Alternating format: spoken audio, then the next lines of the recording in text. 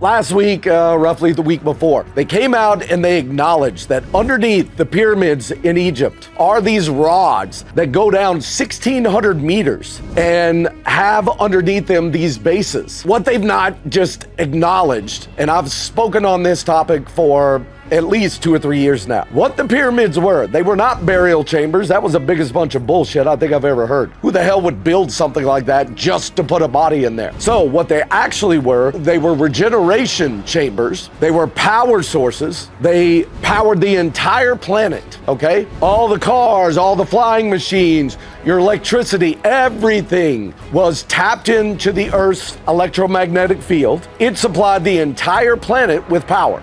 Free. Tesla did the same thing with his Wycliffe Tower, okay? He showed that it's possible to generate electricity tapping into the Earth's frequencies and then transmit that through the air for the entire planet. Free power. Now, they have brutally suppressed this for 100 years, but now the mass awakening is happening, okay? So free energy is on the horizon. Trust me when I tell you, it's going to keep leaking out and it's going to keep coming out in mass. So the other thing that the pyramids were used for were to bathe the human body in frequencies that would not allow disease to take hold. Royal Rife, back in the 50s, created a frequency machine that you could just dial in the frequency of any disease because everything resonates at its own frequency, like a radio station. Every cell, every disease, every object has its own frequency that it resonates at. Royal Rife figured this out, and he created a device like a radio